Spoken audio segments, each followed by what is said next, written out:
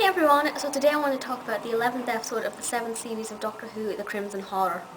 I really don't know where to begin with this. I promise I'm going to try and not get overexcited, but I want to say right now, definitely my favourite episode of Series 7, definitely my favourite of the last couple of years, perhaps one of my favourites overall. I absolutely love this. I'll try not to give away spoilers, but just be warned that as usual I may say one or two things which may give away one or two of the more delightful aspects, and since there are a lot of delightful aspects in this, I do advise you watch the episode before watching my review. So if you've seen this, you'll know exactly what this is about. It's set at the end of the 19th century in Yorkshire, and bodies are turning up covered in this kind of red waxy thing, which is where the name The Crimson Horror comes from. And for the first 15 minutes we don't have the Doctor. Do you know something? I was watching it and I forgot I was watching Doctor Who. It was quite peculiar. It was only after about 15 minutes, just before the Doctor came into it, that I realised that he hadn't been in it yet, which ordinarily I didn't like, but that proves to me just how amazing this episode is, because I enjoyed that aspect. And when we saw the Doctor for the first time, for the second time, not when he was in the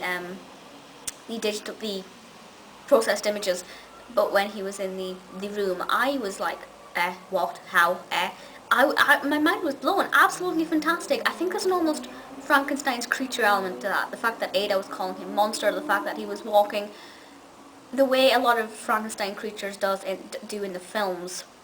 And I don't know if that was meant to be perceived or if that's just me being a Frankenstein nutcase, because I do love Frankenstein. The actual concept of the Crimson Horror I thought was brilliant. Somebody did say on my Facebook that it didn't make a lot of sense, and in a way I can see that. The Mr. Sweet, I think, is not what I expected. Mr. Sweet is not what I expected Mr. Sweet to be, and I did think that was kind of them trying to find a way to make it a surprise, but also making it alien-like, and also making it realistic as well, because he was obviously found in the sewers. I wasn't really a fan of the character of Mr. Sweet, but the rest of the episode I thought was fantastic.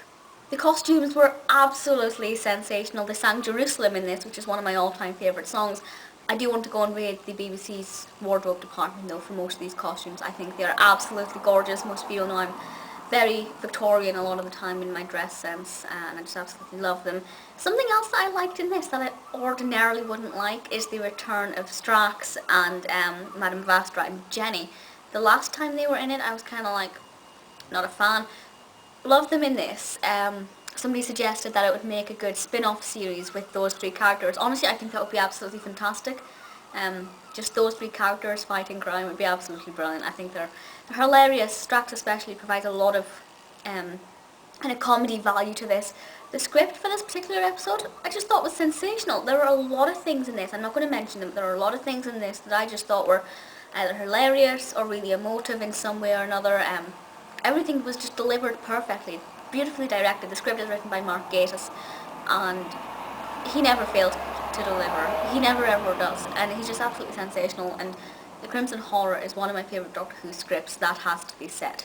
Mrs. Gilliflower is a character I didn't like, but it was a love to hate kind of thing. I thought what she brought to the episode was fantastic. I thought she was played perfectly. Ada, first of all, Ada is one of my all-time favourite names, and Clara is one of my all-time favourite names, so that was mind-blowing, just Ada. Clara, brilliant. Ironically, both of those names are connected with Byron, but I'm not going to get into that just now. Ada as a character, it took me a little while to get used to liking her, but she did kind of... What she did at the end I thought was absolutely sensational. So in all, I really thoroughly enjoyed this episode. The soundtrack was brilliant, the script is perfect, the plot I personally thought was brilliant. The fact that it was set in the 19th century is great. Oh, and the ending, the actual ending, I love that.